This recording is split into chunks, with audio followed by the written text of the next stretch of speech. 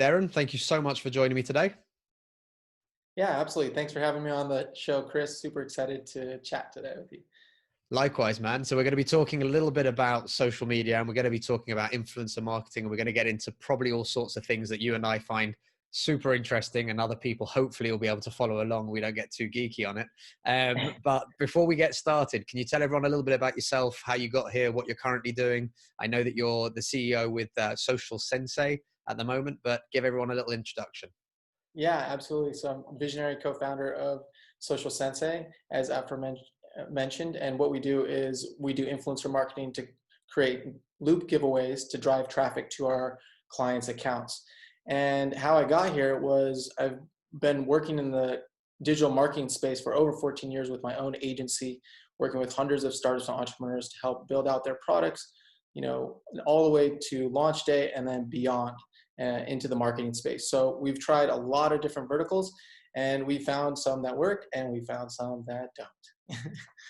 I like the honesty of this because actually we talk about it a lot on our social platforms. Everything is about testing, everything is about experimenting. And, we've put up a couple of quotes along the idea of any marketer who tells you he doesn't have failures is lying. That's the Yeah, beauty of what we do. yeah, absolutely. But that's how you learn. Every failure is a stepping stone to success. And I couldn't agree more, because a lot of entrepreneurs or business owners, they kind of get stuck in the idea of like, oh, I want to start a business that sells pineapples. But if the market doesn't want to buy pineapples, why are you doing it? You got to go out there and get feedback. You got to go out there, get data, and put your ego aside, so that way you can get real information to work from, that guides you. If somebody wants to, somebody wants to buy pineapples, well, then I'm going to put out a survey that says, well, how much do you want me to sell it to you for? You'll be surprised. Your customers will tell you exactly, okay, well, I want to buy a pineapple for $3. Okay, great. Maybe you're charging $1. You just made 3 times more money just by asking a simple question, getting a feedback loop going. So there's a lot of little fun marketing hacks that you can do. I love this. And like, we're getting into the weeds already. This is fantastic. Look at me, I'm getting excited now. Um, this is actually a really good point. And actually, if you're cool with exploring it. So it's something that when I talk to a lot of people, they have this idea, like you said, right? So I want to sell pineapples, and you're like that. Well, cool. That sounds interesting. So do you have anyone that wants to buy your pineapples? They're like that. No, but everyone wants pineapples. You're like that. No, everyone in your head wants pineapples, right?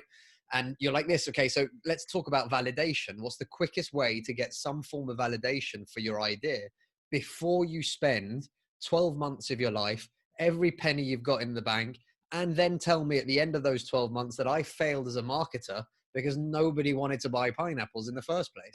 So it's like this idea of validation is so important. Yes, yes, absolutely. And of course, as a marketer, you get blamed for it. But also, as the marketer, you can, know that this startup is coming out of the gate like that, and actually help guide them through this validation product through creating an MVP, right? And so let's get up a one-page landing page.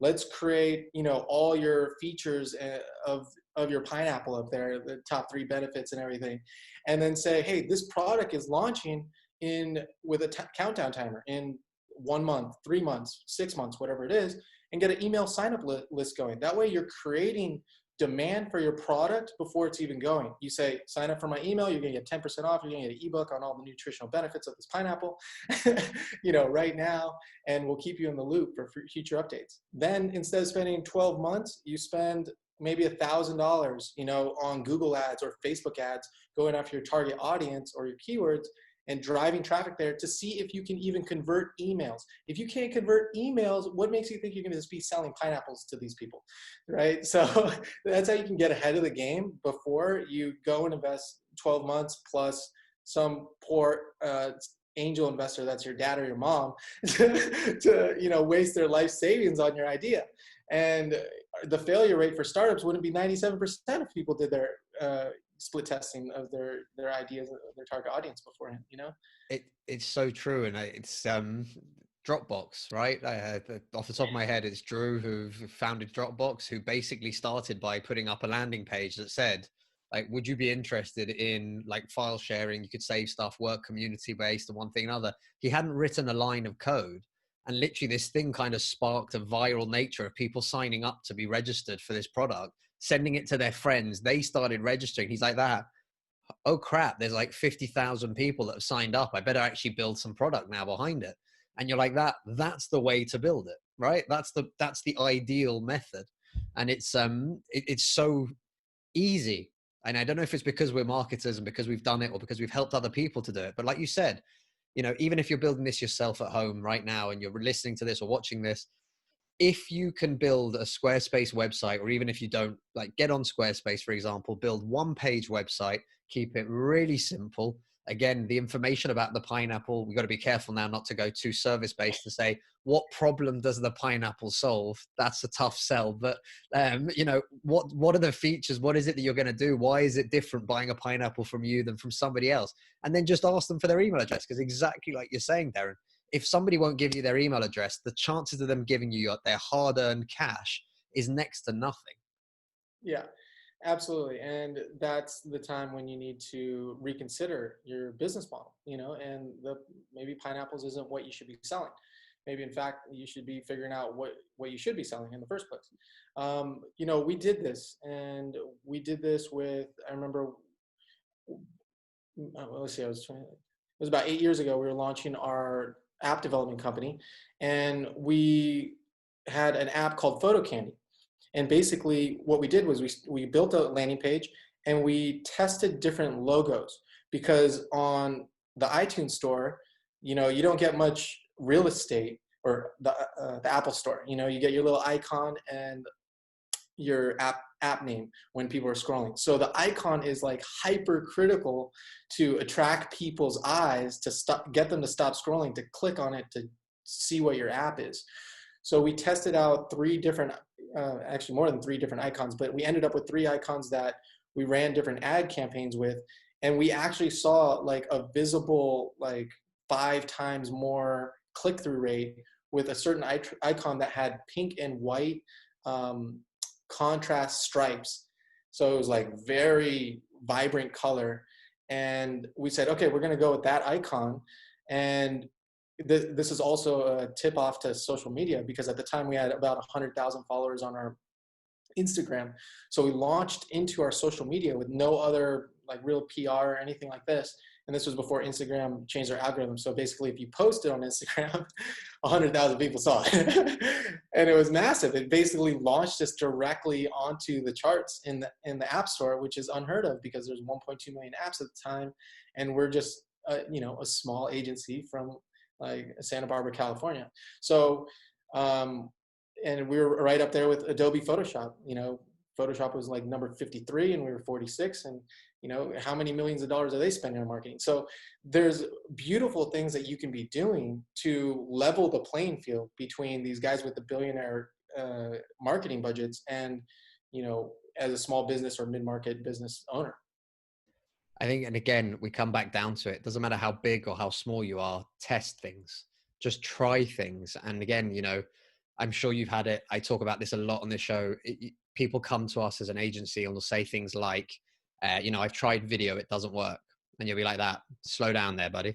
Let's break this down, right? A little bit more. So when you say you've tried video, and they're like that, yeah, I recorded one video and put it out there and no one cared. And you're like, that, right? That's not trying video and it not working. That's you not finding the right way to make video work for you. And that's fine. But the issue is that a lot of people do feel that way, right? They try something, doesn't work. I had a conversation recently with a small independent retailer, advertising on Facebook, I've spent money. So what? I get some likes and whatever else. And you're sat there going, okay, cool. What was the purpose? What was the goal of spending that money on the advertising? Was that, where were you sending people? What were you hoping that they would do? Were you trying to sell them a product? No, not really. It was just to try and kind of raise awareness. And I said, well, did it raise awareness? Well, yeah, I guess we got some new likes. We got some new followers. Was that? So there's not an issue with Facebook ads, right? The Facebook ad did what it was meant to do. But again, like, would it work better if you saw, for example, you sold a particular product? So you had a really simple landing page, a really simple buy now button, decent offer, and you push that out on ads to the local audience. And then if they started purchasing, would that feel like Facebook ads works better? And they were like that. Oh yeah, that makes sense when you kind of put it like that. And again, it's this hard idea that you've got to test stuff. You've got to try things. You don't just try something once. You know, as marketers, we've done things again and again. And even when our hypotheses are proved wrong, we kind of test it one more time just to make sure, right? We want to make sure it's the rule, not the exception.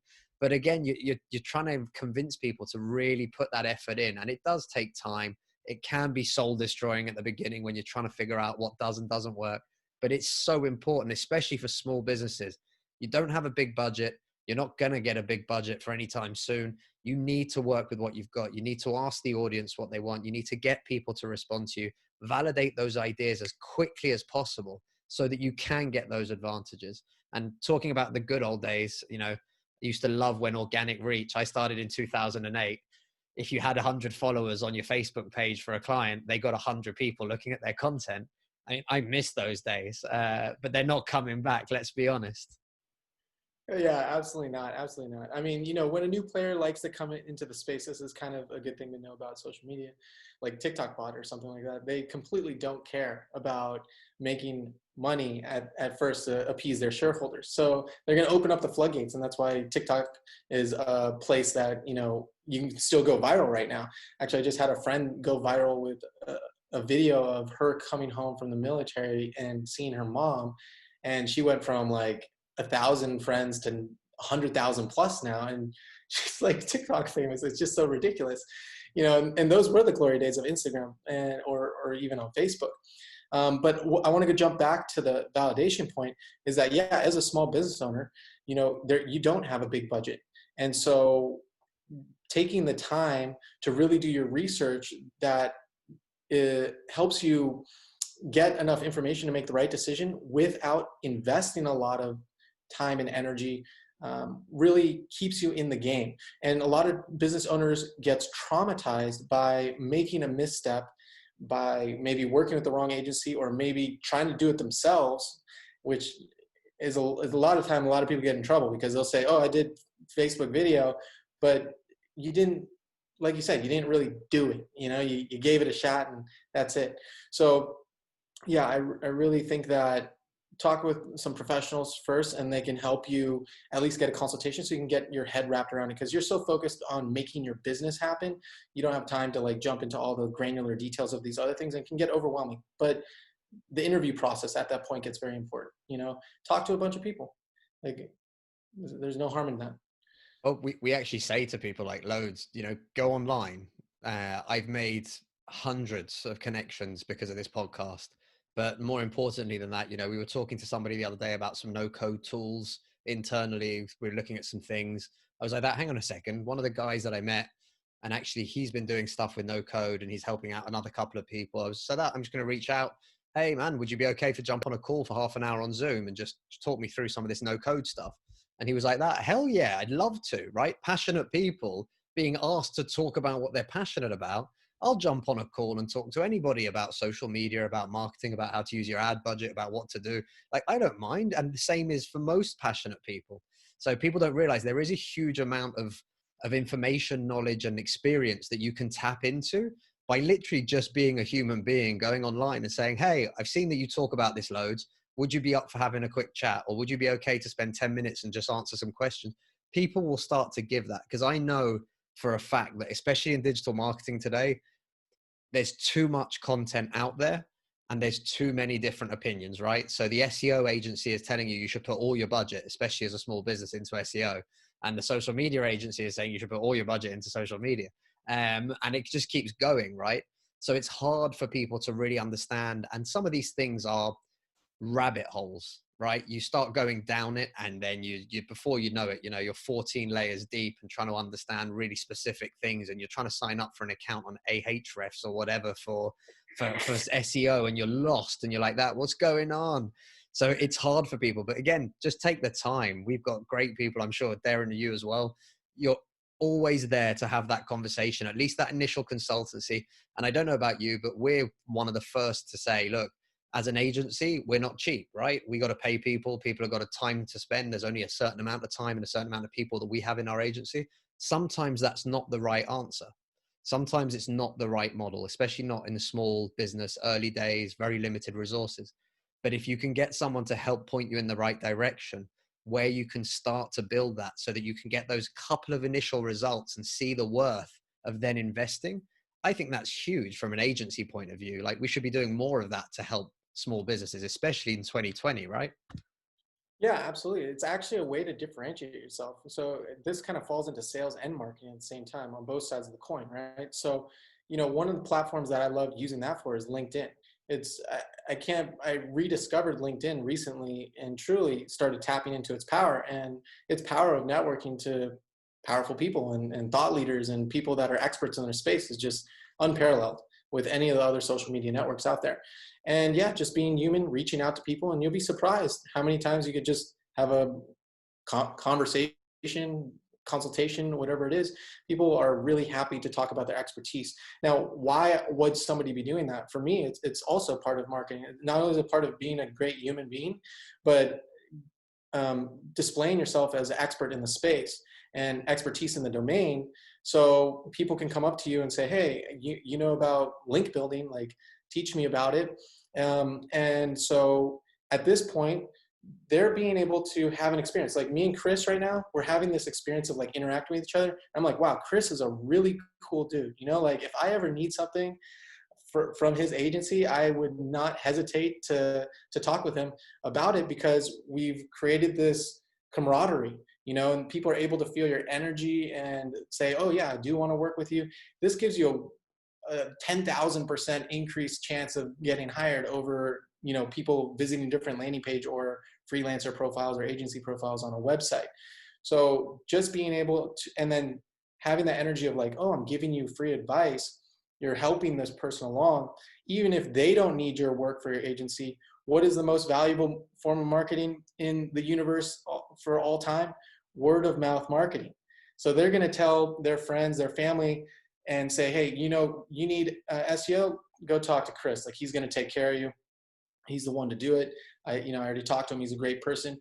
And that is the greatest form of marketing you can ever get. You don't even need to sell them. They're already sold. So I can't recommend that more than enough.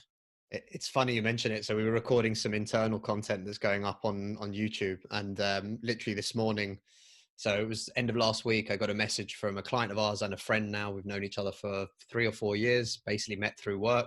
And again, she's just basically reached out and said, look, one of the guys that I work with is looking to set up a new server, new idea, might need some web stuff. I don't know. Would you be happy to have a call? I was like, yeah, of course I would. And again, saying that is probably the biggest and most valuable leads that you will ever get, right? Because somebody coming with a recommendation from someone they're already working with, you're brought in as the expert in your field for that one particular thing. And again, we don't go off on tangents, and we're talking about this as well earlier today. Stick to what you're good at. So if somebody comes to me and goes, can you develop an app for me? I'll be like that straight up. No, I can't.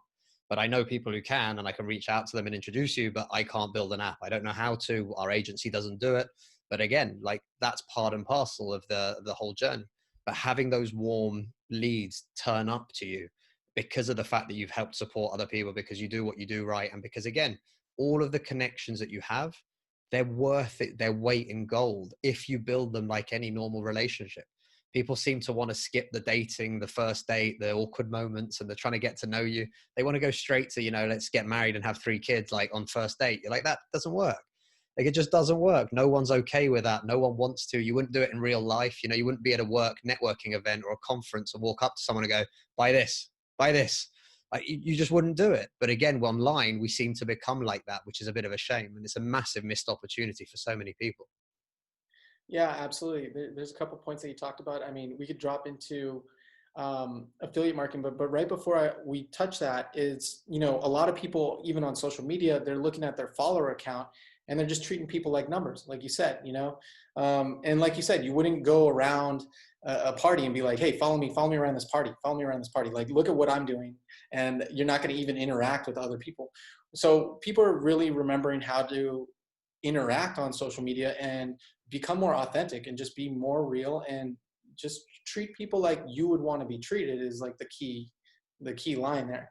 But you also brought up another point about referral marketing. And I think this is a huge thing that a lot of small businesses could be doing, because creating an affiliate program to say, hey, if you scratch my back, I'm going to scratch your back. finding people in your network and space that maybe you aren't strong in, and they're strong team players, like they're partners on a partner page or something like this, where you're getting 10% or whatever your deal is whenever you refer somebody over there, and they're doing the same for you. So you can say you just do SEO. Well, now I can get somebody that does landing page design, and I can get somebody that does graphic design, and I can do somebody that's branding, all these different specialties, and you can farm all this traffic out. Because one thing that we do at Social Sensei, I'll tell you what I do is I become the partners. So I've created multiple businesses that are the partners of my Social Sensei business. so I've got influencer marketing with Social Sensei. And if you just want Instagram engagement growth, I've got Social Superstars. And if you want TikTok growth automated, I've got TikTok Bot. So we just cross promote each other. And then I'm going to create an academy as well. So I'm going to be able to hit every single price point, from do-it-yourself free all the way up to $10,000 a month. So enterprise level packages.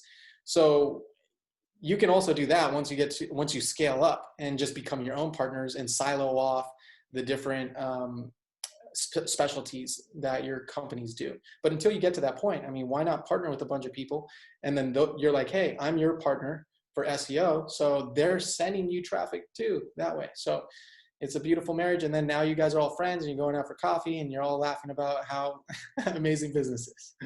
I like that. That's the dream right there. Going for a coffee. Although nowadays it's like a Zoom coffee or something, but like it is what it is. But it's interesting you say that. Actually, we have a client that we started working with recently, and again, brand new business, just starting out. We're doing very, very little for them to help support them, but they're really enjoying what we're doing, and it's starting to work, and they're starting to see results. And we didn't ask for anything. They didn't even ask us or anything else. And literally we were on their website sort of flicking through to see what bits they should change.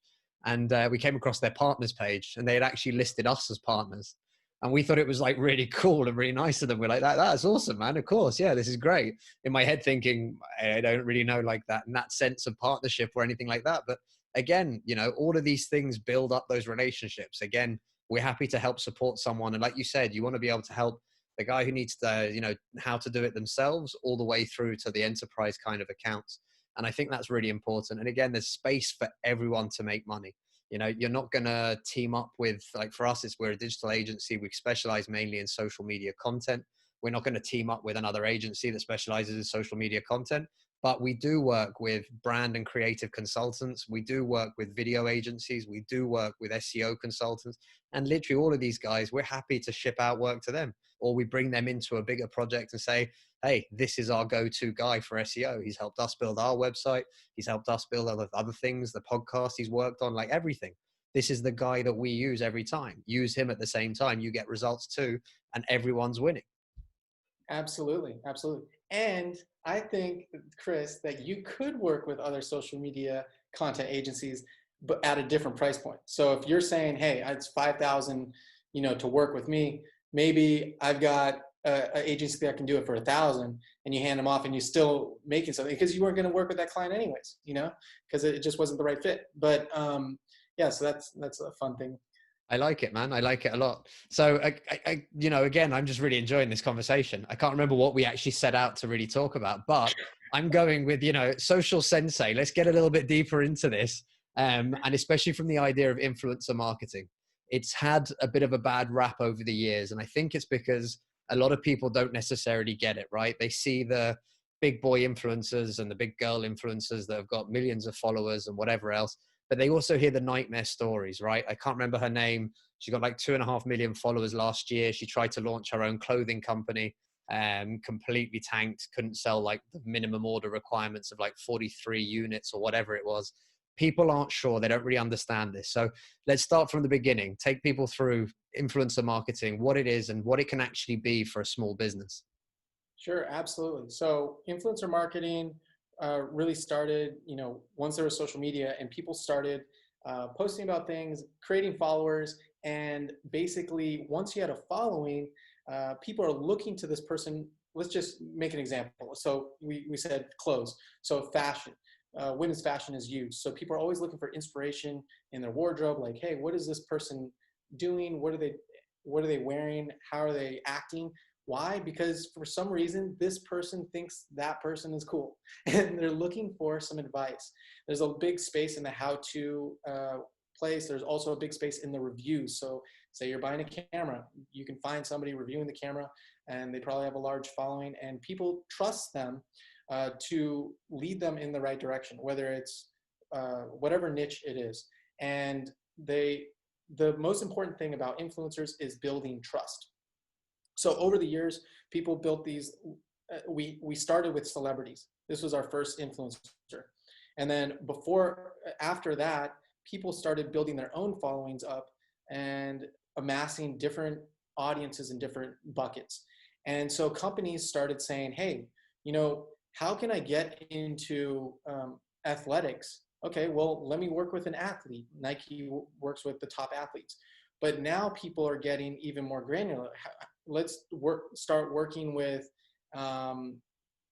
people that love photography. Like there was no celebrity photographer, that had a bajillion followers. Like sure, there's famous photographers like Adam Ansel and things like this, but there's no guy. And then now there's just, it could be like your friend down the street and he's got 10 million followers because online people respect his photography. So they're going to be going to that person for their area of expertise. And an influencer specifically posts about one thing, very important. So it's like if you're trying to become an influencer, you're focusing on one thing and then you get known for that one thing and then you can branch out a little bit.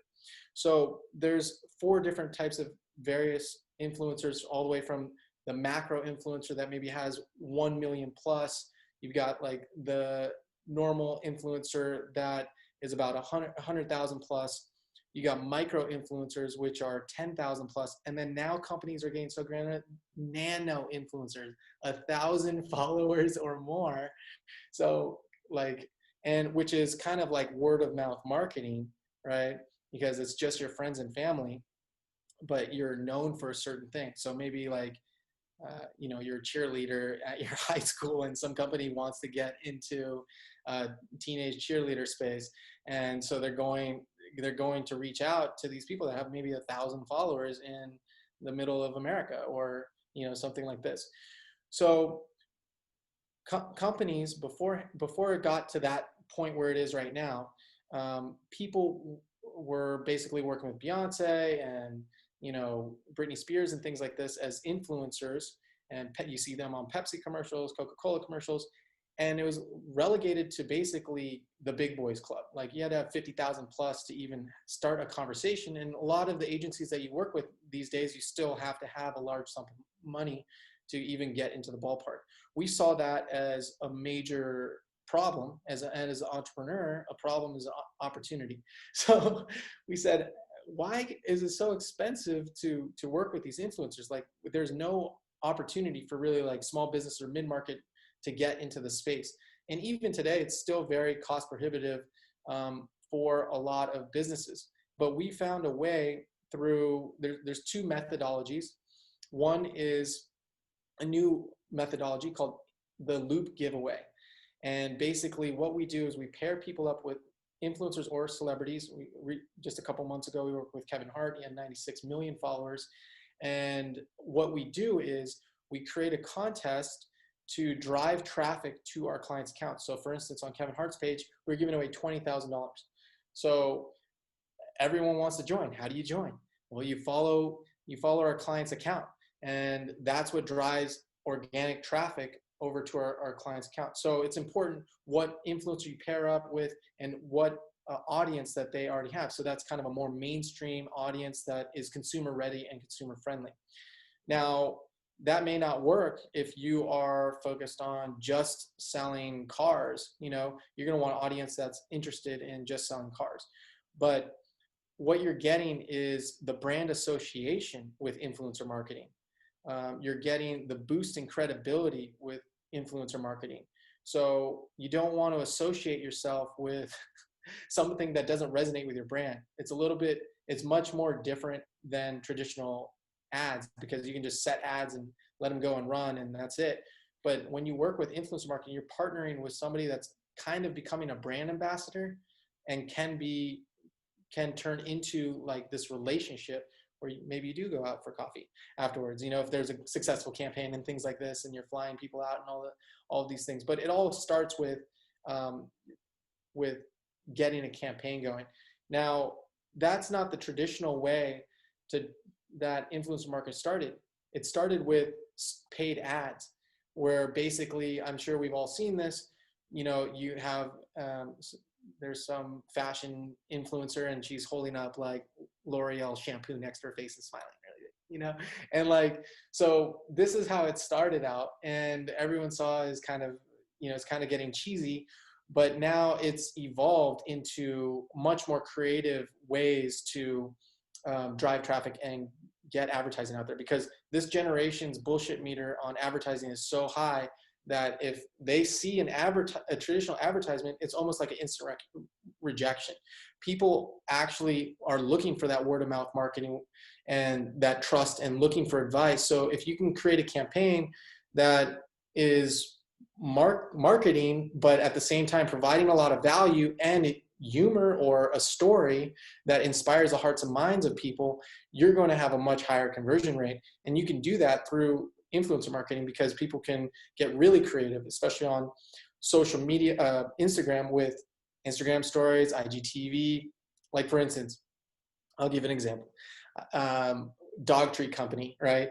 And so with creator marketing, instead of the loop giveaway, which is focused on driving new followers to your page, what this goal is getting into your super niche target and making sales, or whatever the call to action is that you want your audience to take.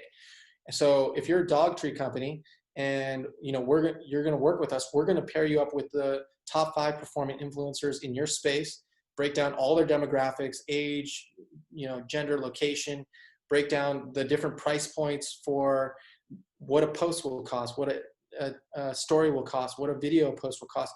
And we can create a creative campaign saying, you could go with the one big money shot, let's go with the biggest influencer you got, or we can go with multiple small influencers and try to see which one works the best, and then ride that pony into the sunset.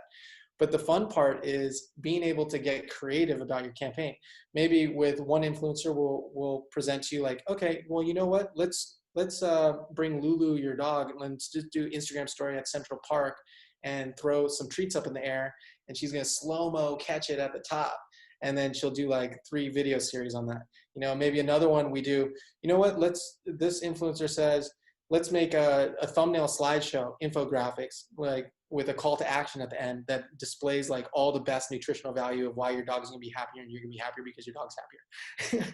And then maybe one is like, well, let's do a Instagram TV unboxing of these dog treats and show how excited Lulu is to you know, dive into these treats. And you're like, no, man, I'm not excited about any of those. You know what? I'm an extreme dog treat company. I want you to jump out of an airplane with Lulu strapped to your back and open up the bag, and she's like trying to grab him as she's like falling to her impending doom. That's what I want. And so you can say that, you know, you can take our ideas, or you can come up with your own ideas. And it doesn't mean that the influencer is going to say yes, because it's a little bit like Tinder, you know, you're matching with somebody. So you're wanting a certain demographic of influencer, but the influencer also has to respect their audience, because if they bring something that their audience isn't going to respect, then they lose trust, and their whole business is trust. So you might get rejected by some. They got to say yes too, that there's this resonance. So you get really highly aligned people that want to, you know, work with your brand and help your brand grow, because they know that when you have a successful campaign, you're going to be able to do more campaigns together. So it's a win-win situation for everyone. So yeah, that's a little bit about influencer marketing. I think that's awesome. And again, I think there's so many things in life now where you can either go with that big one idea, consume all your budget and try it. And, you know, you're basically putting it all on red and hoping for the best in the casino kind of idea. Or you start splitting it down and you start building these relationships, and also remembering, you know, what you've mentioned there, when you start getting to like nano influencers, they're just human beings that are creating content that they enjoy and that they're passionate about, right? And actually, if you start to make these relationships at that stage, I've got friends that I've met.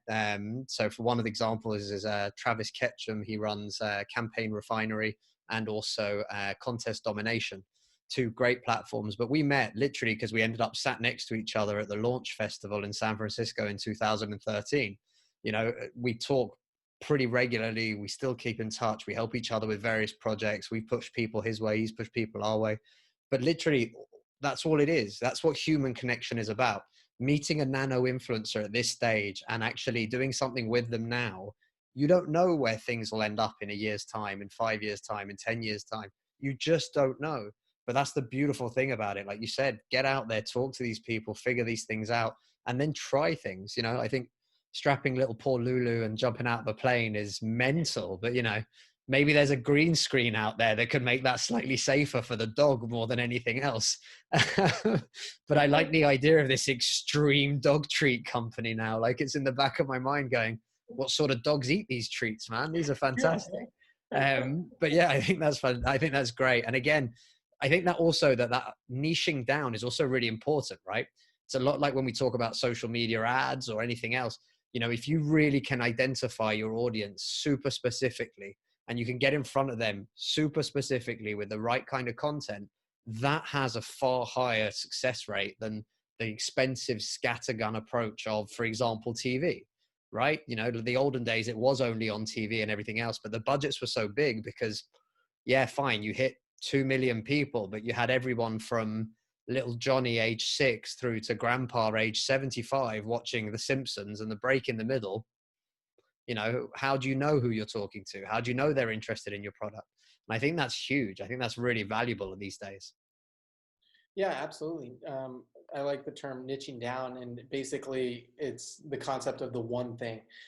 Focus on one thing only, and you can build out those user personas and buckets. Generally, when I work with clients, I say up to 3 user personas that are in the same sphere of influence. So for instance, for us, Social Sensei, we're looking to define who you actually want to work with. I want to work with people that are other digital marketing agencies so that they can white label my service. I want to work with the e-commerce business owner that has a product or a service that he's selling, so I could drive more traffic to his account so he could make more sales. I want to work with the model influencer that wants to get brand sponsorships, and get more influence online. So we want to drive more traffic to her. And we want to work with like coaches and things like that. These are primary buckets. And so we understand, we build out their profile, like name, age, all these things. But the most important thing is, what is the problem that they are facing that you're solving? And you build all that out so you can understand how to create content and create copy that resonates in their language, that is going to attract them to your page. And you show up as, I'm the problem solver, I'm the hero of your journey. So that way, when they receive your messaging, they're like, wow, I'm so glad you found me. Like instead of, if your messaging is off, they're like, yo bro, stop spamming me, get out of my face. Like, I'm a bicyclist, why are you trying to sell me a car? But if you're selling them bicycles, they're like, it's a miracle, I've been looking for you forever. And you're like, that's targeting. And it's sometimes hard to get it right, but again, like, we'll go back to the very beginning of this conversation when we were talking about like feedback loops and validation. The beauty of anything online, you start putting out content, if nobody gives a rat's ass and nobody tells you anything about it and nobody comments at all, it's not that you're getting it completely wrong, but you're definitely not getting it right. And literally that feedback loop is instantaneous online. You post something, people don't like it, they tell you straight away, like they get straight involved. And when you post something good and people start getting involved, they're like, that, well, this is awesome. Like, you now know what does and what doesn't work. And it's, I hate to say that we're all data driven on too many things, because I think there's a little bit of a bit of EQ and a little bit of human nature to be taken into consideration. But the data usually doesn't lie. Things that tank and do really badly, there's a sign there that it's not a good fit. Things that do really well, especially in campaigns or influencer campaigns, ads, search, whatever it is, when they do really well, you can see why. It's because you found the right target, you've got a good offer, and those two things coming together, like you said, creates that moment of, I've been looking for you, thank you for serving me up with this content. Yeah, absolutely. And when you have that magic match, I mean, it makes everything easier. So the sales start rolling through. And I think to your point too is part of the of making that match too. Actually, one point I wanted to make real quick is you're in social media content, so you're gonna like this one. Is that before you post your content, you know, here's the magic action that everyone's taking. You got to remember, how do I get this thumb to stop moving and scrolling? You got to ask yourself, would I even stop my thumb to observe my own content? A lot of business owners and things like that, they're just like, oh, I sell shoes. Okay, boom, post. I'm 10% off on this shoe. Boom, post. New shoe, buy this shoe. Oh, there's more shoes. It's like, who wants to follow somebody that's constantly like you said, selling you something? Hey, buy this, buy this, buy this, buy this. Like, we get to remember to weave story, weave value, so that way people will stop scrolling. And you got to remember, Instagram or a lot of these platforms are visual based. So is it a show stopping content? Like, would I stop scrolling for this? If the answer is no, then you should probably reconsider the post. That's just my 2 cents. Yeah, no, but you're completely right. And again, talking about this earlier today, super simple idea, but create content not for you, not because you need to sell shoes, right? You create content because the people out there that love your shoes, that love the brand, that love the story behind the brand, because they love the ethos of the company or the ethical implications or the charitable contributions or whatever it can be, right? And in my head, I'm kind of going to like Tom's, where every pair of shoes sold gives a pair of shoes away. Like all of these kind of things, there's stories behind absolutely everything. And if you do just sit there saying 10% off, new shoe, buy now, like people just go, like, what is this? Like, it's like picking up a catalog, right? And very rarely nowadays do we shop by picking up a catalog. Like, let's just be honest. I don't know anyone that gets a catalog and sort of flicks through it, right? So you're not trying to do that, but actually telling the story about it, making it a little bit more interactive, making it a bit more of a conversation, asking people's opinions. This is one that amazes me with social media, is people will tell me straight up they don't get any engagement on their page. And I'll ask the question, which is simple: when was the last time you asked for engagement on your page? And people will go quiet, and you go, I caught you out here, right? And I'm sitting there going, do you ever ask people what they think? Do you ever ask them to choose between the red shoe and the black shoe? Like, do you ever say to them, what's your favorite type of shoe? I don't know anything, but where are you inviting them into the conversation? It's like sitting in a bar, sitting in the dark corner with your beer on your own, and then sitting there complaining that it was a terrible night. I didn't meet anybody new. And you're sat there going, well, yeah, because you're sat in the corner on a table on your own. You're not actually taking part. You've got to take part. You've got to be social on social media. I mean, damn, man, the clue is in the title. We talk about this loads. Put the social back into social media. Use it to be social as a brand, as a person, as a human being. Get out there and connect and, have conversations. Absolutely. And you can double pop that too, but because you can be creating the engagement while at the same time getting the feedback from your clientele. So you just posed a great question, like, which shoe do you like? Like, you can, on Instagram specifically, you can set up polls through Instagram stories and literally get instantaneous feedback from your audience. Like, it's one of the most powerful tools to drill down your follower base to understand exactly what they want. And it's so underutilized by a lot of businesses because they're only looking at it as one thing. Let me take this photo and this selfie and put it up there, and we get to reshift our perspective to see how to utilize and leverage these tools to the maximum of their ability. So yeah, I think it's huge. And again, this has been awesome conversation. I really enjoyed it. But before we wrap up, what's the number one tip for anybody out there, small business that's using Instagram? What's your number one tip to say, make sure you're doing this? number one tip is less is more. So what I mean by that is there's so much information that you could have on Instagram, from the bio to the highlights to even your feed. How can I consolidate all this into a specific tagline? So you got to think, like, I've got 3 seconds when somebody comes to my page to capture their attention, right? How am I going to do that the most effective way? For me, it's having powerful highlights. So as a business, you can turn your page to a business page, turn on Instagram highlights, and consolidate these. A lot of people will put 14, 15, 20, and you're like scrolling left, and it's like analysis paralysis. Less is more. How can we consolidate this? So let's do testimonials and reviews. Let's do how it works. Let's do my mission statement.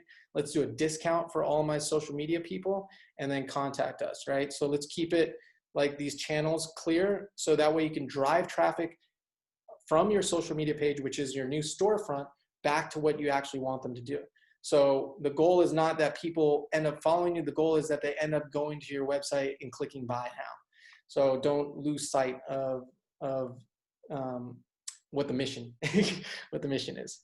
Yeah. Love it. Derren, where can people find you online? Where can people connect with you? Yeah, absolutely. So best way to connect with me, if you want to chat, a consultation, anything like this, or Zoom coffee, is LinkedIn. So you can search for me there, Derren Ohanian. And then also, if you want to check out Social Sensei and what we do with the influencer marketing, you're interested in that, it's socialsensei.co. Perfect. Derren, thank you so much for coming on the show today.